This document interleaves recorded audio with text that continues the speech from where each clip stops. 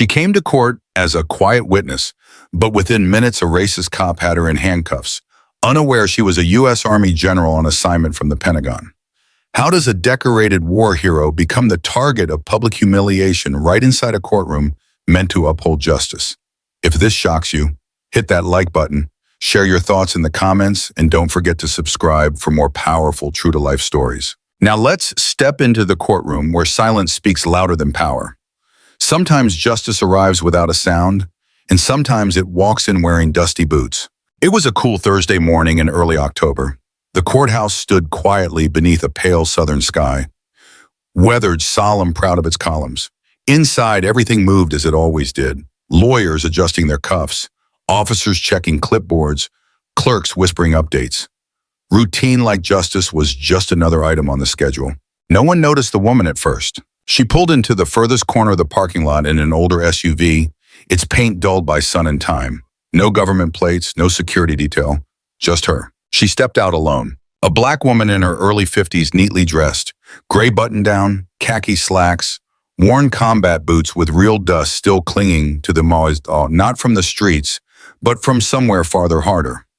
Her posture was straight, her expression unreadable, her movements precise like someone trained to be underestimated. She carried no badge, no rank on her collar, no folder, no phone in hand, just herself. When she passed through security, the young officer barely glanced up. She didn't speak. She didn't smile.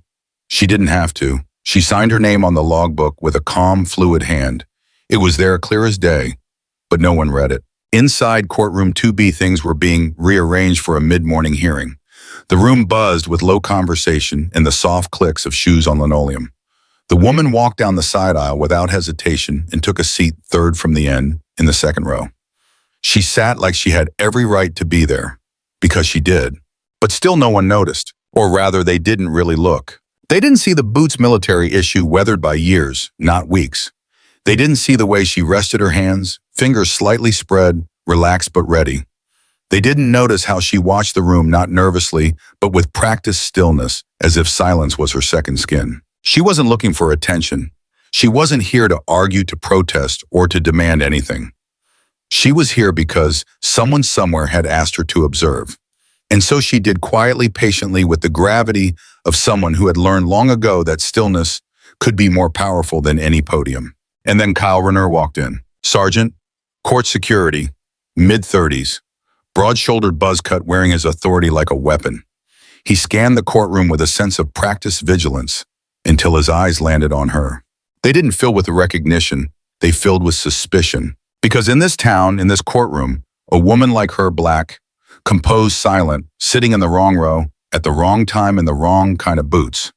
That wasn't something men like Kyle overlooked for long. And Kyle, he never liked what he couldn't label. Sergeant Kyle Renner had been working court security long enough to think he could size people up with a glance. Experience, he called it. Instinct. But mostly it was pattern recognition, and he didn't like what broke the pattern. He spotted her the moment he stepped into courtroom 2B. Second row, third seat from the end. Still, alone, composed. But she didn't look like a federal witness. Not in that plain shirt, not in those boots, not without a lanyard, a briefcase, or even a pen. Most people in that row wore tailored suits and carried statements to read aloud. This woman looked like she'd just walked in from a long drive and didn't need to explain herself. Kyle's focus locked onto her like a scope snapping into place. His expression tightened as he made his way through the aisle, footsteps sharp against the tile. He stopped beside her and spoke low enough to sound official, but loud enough to draw attention. "Ma'am, this row is reserved. You need to move." The woman didn't look up. Instead, her voice arrived like calm water on concrete. "I was instructed to sit here. I'm scheduled." Kyle frowned. "For what?" "Federal witness." Now she turned to him slowly. Eyes steady, nothing defensive, nothing smug, just presence. She reached into her pocket and handed him a folded document, a clean official summons. It bore a federal seal, her name, case number, assigned time. He looked at it, didn't take it. "I don't have time for this." Then louder, "You're not cleared for this section. I'll ask you again to move." Around them, murmurs began. Quiet ones, a shuffle of suits, a glance exchanged between paralegals. The woman didn't speak, didn't rise, didn't even blink. Her hands stayed calmly folded in her lap, the paper still held out between two fingers, like offering the truth one last time. Kyle's jaw set. He hated the stillness of people who didn't scramble to defend themselves. He interpreted it as disrespect, as challenge. "All right," he said sharply. "On your feet, now." No reply. She turned her head slightly and met his eyes, not with confrontation, but something heavier. Something that didn't beg to be understood. Kyle stepped closer. "This is your last warning." Her response was silence. Absolute, intentional. The kind of silence that says, "I'm not afraid of what comes next." So he made his move. In one motion, Kyle grabbed her elbow and pulled her to her feet. His other hand reached for his cuffs and snapped them around her wrist with practiced speed. A breathless ripple moved through the room. Not gasps, just a shift in the air, like the oxygen had thickened. Two attorneys turned. A court reporter paused mid-keystroke. At the bench, the judge looked up.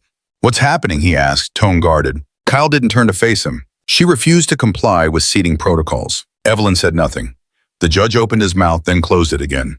Uncertainty flickered across his face, but he said no more. And so the doors opened, and the woman was let out, hands cuffed, head unbowed. Her footsteps were quiet, firm, measured, like someone trained to walk through storms. No one stood. No one intervened. No one asked her name. And behind her, silence reigned. Because in some rooms, silence doesn't mean neutrality.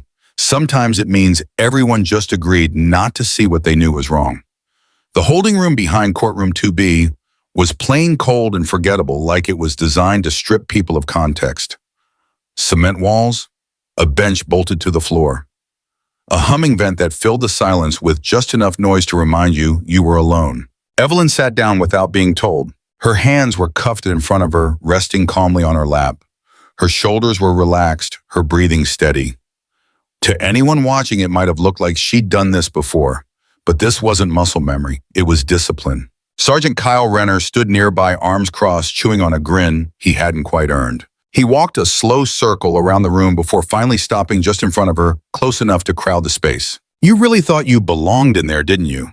He tilted his head, his voice half a laugh.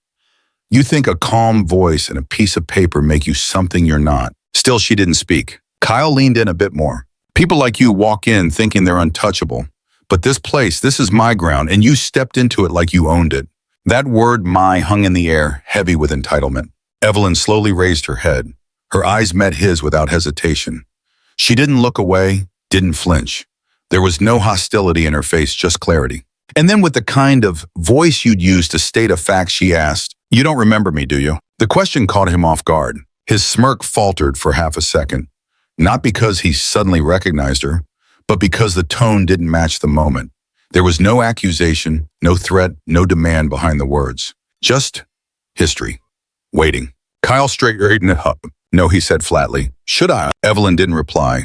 Instead, she shifted slightly and reached inside the lining of her jacket. Her hands moved slowly, not with hesitation, but with precision. Even cuffed, she moved with the grace of someone used to acting under pressure.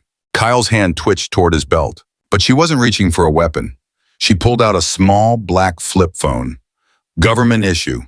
Plain, worn, efficient. He narrowed his eyes. "What are you doing?" She opened it calmly, her thumbs moving with practiced ease. No apps, no contacts list, just numbers. She entered 10 digits, paused, then pressed call. 1 ring, 2, 3. The room held still. 4. A voice answered. She didn't greet them. She didn't explain. She didn't identify her location. She said 5 words, nothing more. "This is Maddox, 17 seconds. Then she ended the call, closed the phone, set it down beside her on the bench, and waited. Kyle stared at her, uncertain now, not because he feared her, but because he didn't understand her. "What the hell does that mean?" he asked. She said nothing. Her gaze drifted upwards, settling somewhere near the ceiling, her expression unchanged. To anyone else, it would have looked like a woman waiting out a delay. But Kyle felt it differently. He felt the weight shift in the room. It wasn't the air conditioning. It wasn't the silence. It was her. Stillness wasn't new to her. She wore it like armor, like memory. Kyle looked down at the phone again. No lights, no sound, but something about it unnerved him. He paced once, then again. Evelyn remained still. There was no tension in her body, no defiance either, just a calm that unsettled the man used to seeing panic in this room. Because something about this woman told him this wasn't the first time she'd been surrounded by silence. But it might be the first time silence didn't mean she was alone. At exactly 10:41 a.m., a call came through to the chambers behind courtroom 2B. It didn't come from the public line. It didn't come from the front desk. It came through a direct channel, encrypted, classified, and only used when the Department of Defense needed to speak to the judiciary without delay. The presiding judge, Edward L. Carrington, was reviewing a procedural note when the buzzer lit red on his desk phone. He hadn't seen that color in over 2 decades on the bench. He picked it up slowly. "Judge Carrington," he said, cautious but composed. The voice on the other end didn't identify itself. It only asked one question. "Is there currently a detainee in your building under the name Evelyn Maddox?" Judge Carrington paused. He looked through the soundproof glass into the courtroom, then toward his clerk, then down at the handwritten list of scheduled attendees. One name unread earlier, overlooked, now burned into his focus. "Yes," he said. "She was removed from the courtroom by security." There was a beat of silence on the other end. Then words that made his hand grip the receiver just a little tighter. "You are to release her immediately. Do not question her. Do not detain her. Do not speak to the press. A liaison is en route. ETA 11 minutes. Before the judge could respond, the line went dead. Judge Carrington stared at the phone for a moment longer. Then he stood. Not quickly, not dramatically, just deliberately. And the courtroom felt it. At his signal, 2 deputies moved quickly toward the rear exit. No one else was told anything, but the energy shifted. Clerks stopped typing. Lawyers glanced at one another. Even the court reporter, trained to be a machine in human form, hesitated. Kyle hadn't returned yet, but the whisper had already started. Back in the main hall, another phone rang, this one in the administrative office. A senior security supervisor picked up, expecting routine scheduling. Instead, he was told to pull all internal security logs from the last 40 minutes and prepare a written incident summary immediately. No reason given, no room for delay. At the security desk, the youngest officer on duty received a simple instruction. Find Sergeant Renner. Escort him to isolation. Do not let him speak to anyone until instructed otherwise. Inside the courtroom, no announcement was made. No statement, no clarification. Just tension, unspoken, but spreading like smoke. And then someone finally looked up Evelyn Maddox's name. Not on Google, not in the court docket, but in the federal personnel database. And when the screen loaded, the silence became something else entirely. Major General Evelyn D. Maddox, decorated, active, former commander of multinational forces in Kandahar, now serving as strategic policy advisor to the Joint Chiefs of Staff. It wasn't just that she had rank. It wasn't even that she was still in uniform service. It was the detail buried just beneath her title, Federal Observer, with cross-branch authority under Civilian Military Coordination Directive EO 2187. In simple terms, she had been dispatched to evaluate judicial conduct in cases involving racial bias by order of the Department of Defense. And Kyle had cuffed her, dragged her out of a courtroom, in front of a judge, in front of everyone. Now everyone knew. They didn't say it aloud, but posture changed, breathing changed, even glances changed from dismissive to uncertain, from curious to cautious. Those who had ignored her before now remembered how still she sat, how calm she was, how little she seemed surprised by any of it. The courtroom didn't erupt. It recoiled. Because this wasn't a mistake anymore. It was humiliation of a federal officer on a mission by a system that claimed to protect justice. And the most damning part, she never raised her voice. 10 minutes after the courtroom had begun to crack beneath the weight of truth, the rear door opened again. No announcement, no bailiff escort, no clanging keys or commands. Just a quiet shift in the room's atmosphere. A stillness that deepened. And there she was. Evelyn Maddox stepped inside, no longer in handcuffs, no longer seated in a holding room, no longer ignored. She walked unaccompanied, no guards, no aides, no spotlight. Just her boots meeting the floor, step after steady step, like time itself had decided to resume only once she arrived. Every eye turned. No one spoke. The judge's gavel stayed untouched. The attorneys froze mid-whisper.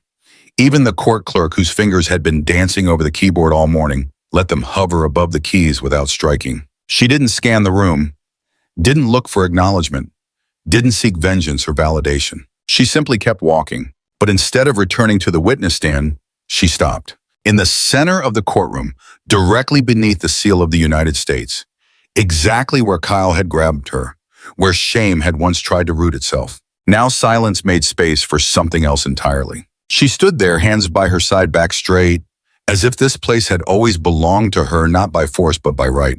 And somehow no one dared ask her to move. At the defense table, the junior associate whispered too loudly, just one line, but it broke like glass. She's not a witness anymore. She's here to observe us. The room didn't respond because everyone knew it was true. The judge cleared his throat, but said nothing. He looked down at his notes, then back up at her, then at nothing at all. One of the prosecutors shifted uncomfortably in his chair, brushing invisible dust off his lapel.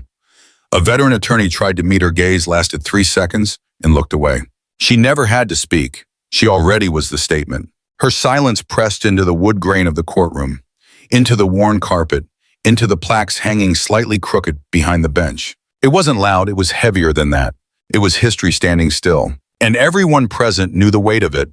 Even Kyle, who had just been removed quietly by 2 internal affairs officers, would come to understand it fully later. But now his absence felt louder than his presence had ever been.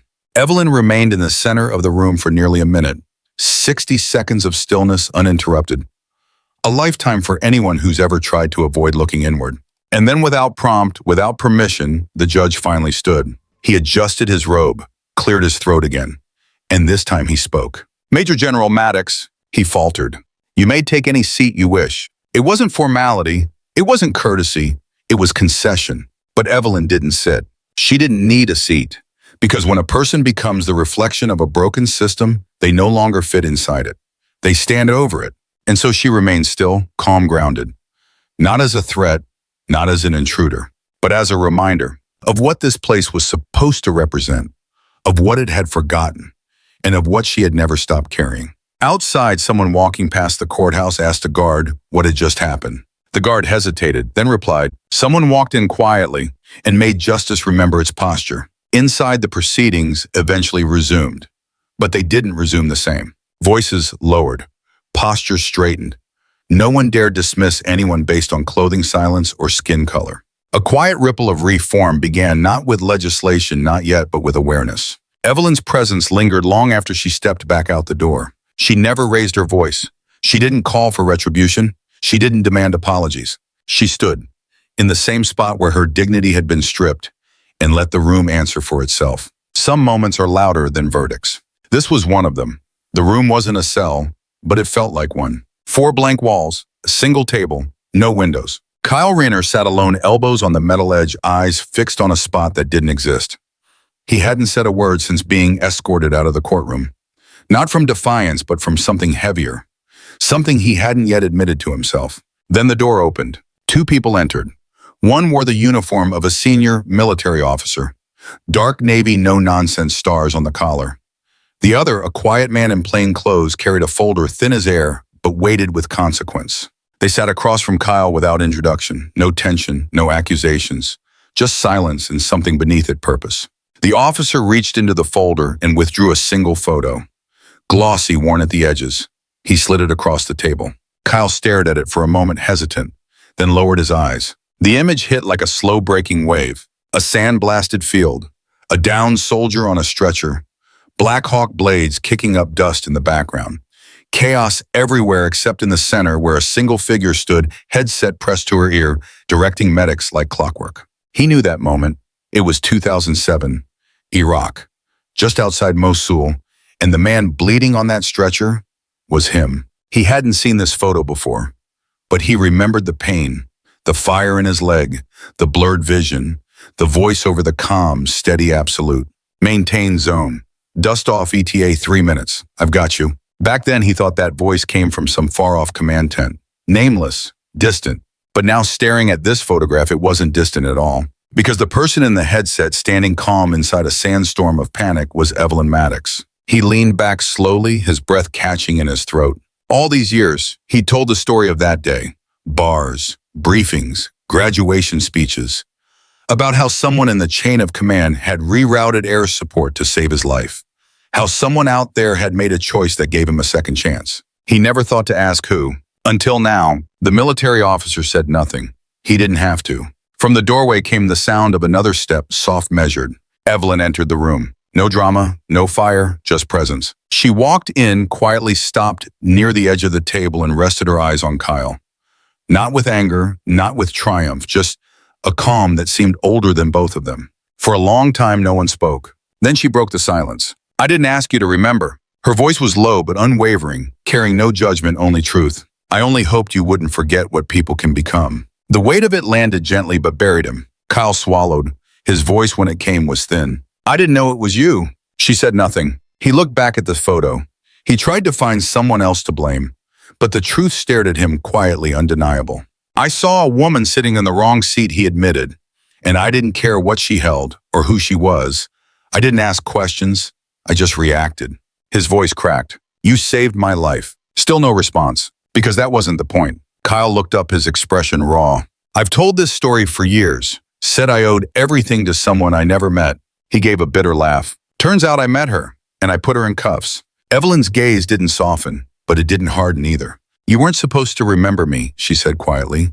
You were supposed to remember yourself. Kyle's eyes welled, but not from shame alone, from understanding. The kind that doesn't come in an instant, but hits like recognition delayed too long. He lowered his head, both hands clasped in front of him, not in defense, but in surrender. There's nothing I can say that makes it right. Evelyn nodded once. No, there isn't. But her tone wasn't cruel. It was clear. It was final. Like a chapter that could not be rewritten, only understood for what it truly was. She turned toward the door, then paused. You once believed someone would come for you when it mattered, she said, not turning around. Today, you were the one someone needed to believe in. Then she left. Not because she needed to, but because she had nothing more to prove. Kyle remained behind the photograph still lying in front of him. The same image, but no longer the same story.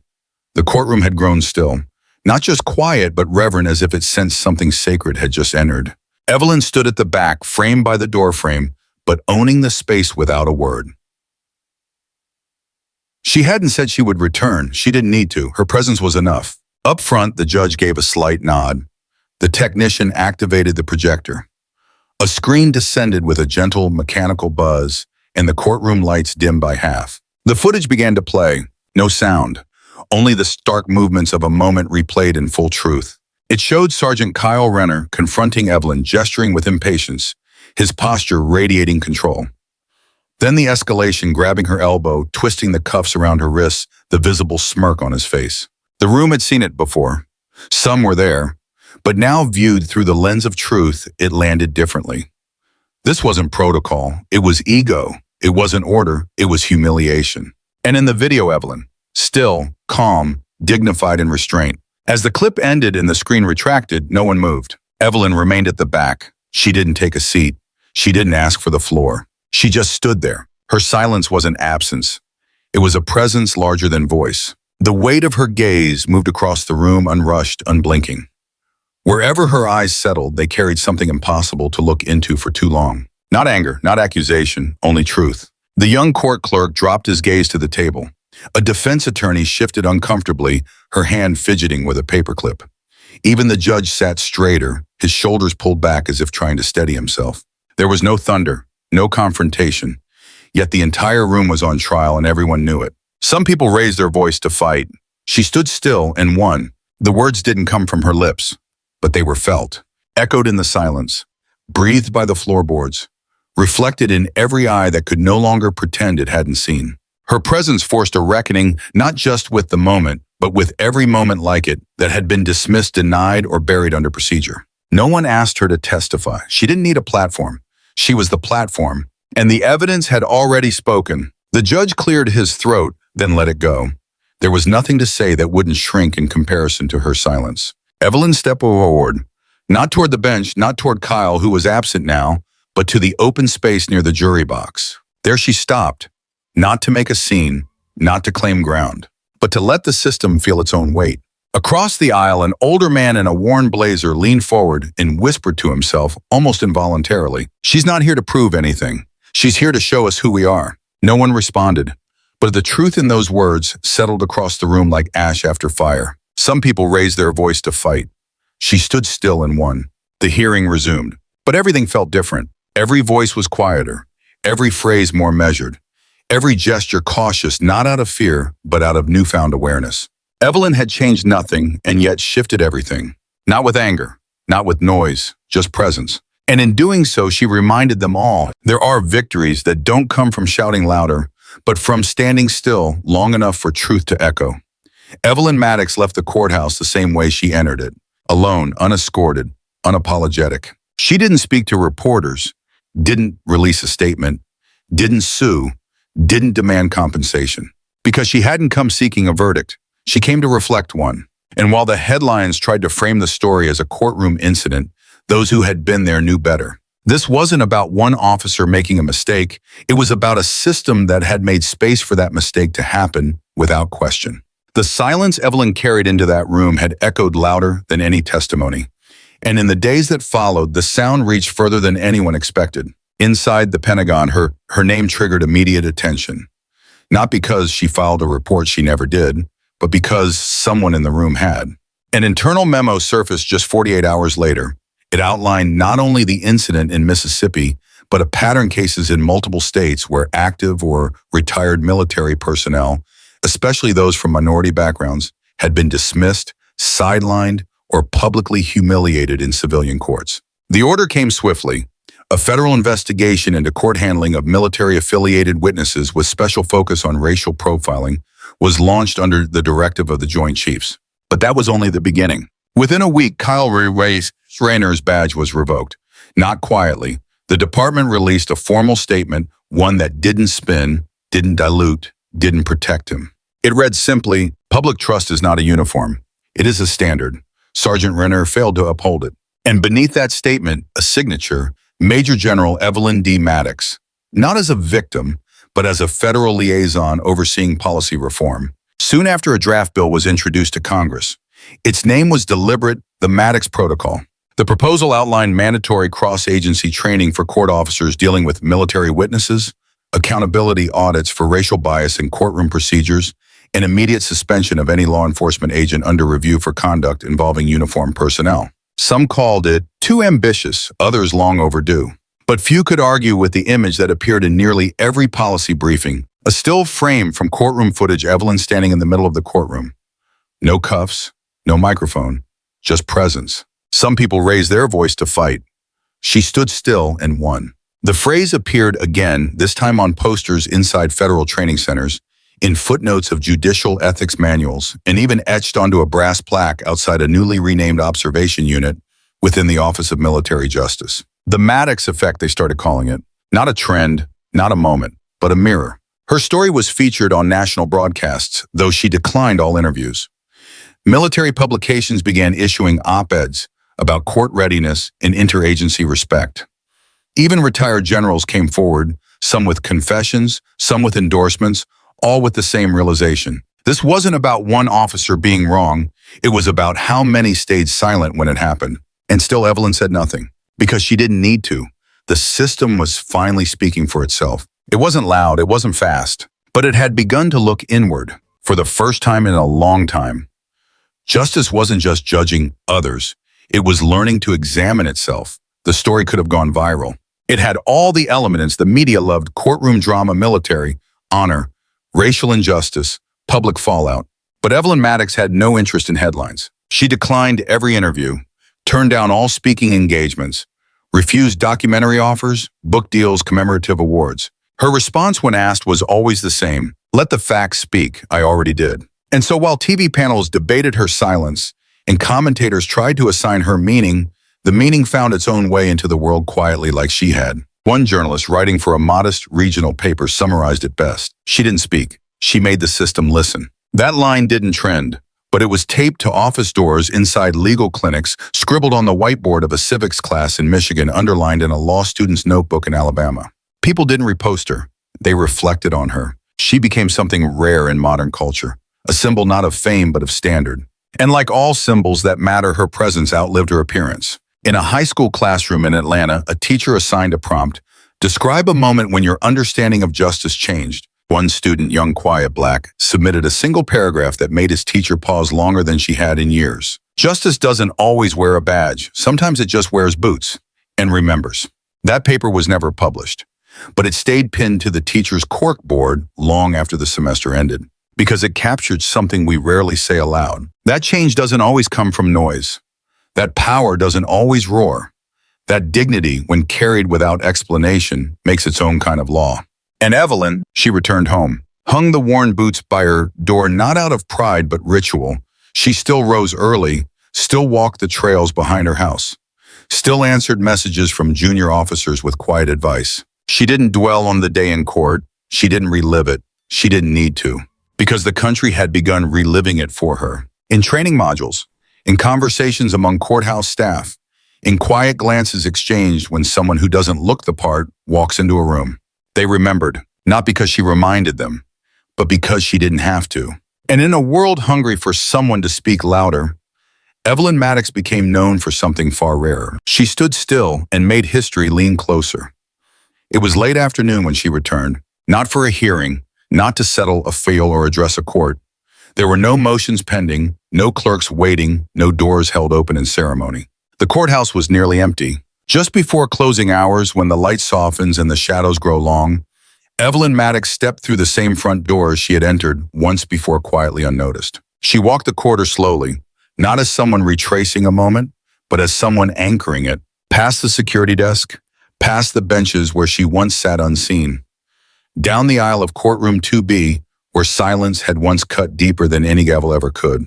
And then she stopped, the spot where she had once been handcuffed, where law tried to humiliate what it didn't recognize, where no one spoke up until her stillness made them hear themselves. She didn't say a word. She just stood there, not for nostalgia, not for pride, but because history deserves witnesses too, not only to what happened, but to who endured it without becoming it. She looked toward the judge's bench, not with challenge, not with grief, just with memory. And for a moment, the air in the room remembered too. Nothing had changed in the architecture. Same walls, same wood, same faint echo of footsteps on marble. But it wasn't the same room anymore, because now it held a shadow with shape, a silence with meaning, and a woman who came back not to remind anyone of what they did, but to make sure they wouldn't forget who had stood when no one else did. She didn't stay long. After a while, Evelyn turned, walked the aisle one more time, and just before the doors swung shut behind her, the light caught her from behind. A warm shaft of late-day sun slicing through the stained glass window above, casting gold across the exact place where her wrist had once been bound. There were no cameras, no sound bites, no commemorative plaque on the wall. But the image lived, because some truths don't need documentation. They don't need to be framed, they just need to be witnessed. And someone had been there. She had. Some legacies, the voice says gently, are not written in speeches, but in the silence that made everyone else speak differently after. If this story moved you even in silence, let it echo a little further. Evelyn Maddox didn't speak loudly, but her presence reminded us that true strength doesn't always come with a badge, a title, or a raised voice. Sometimes it just stands still and refuses to forget who we are meant to be. At Mr. Mac Stories, we believe in telling stories like this, stories that aren't just about justice, but about dignity, not about noise, but about the power of presence. If you felt something today, please give this video a like, share it with someone who still believes silence can speak volumes, and hit that subscribe button to follow more stories that matter. Your support means the world to us. It's what fuels our team to keep creating thoughtful, powerful content every single week. Thank you for being here. Thank you for listening, really listening. We're Mr. Mac Stories, and we tell stories that don't just end, they stay with you.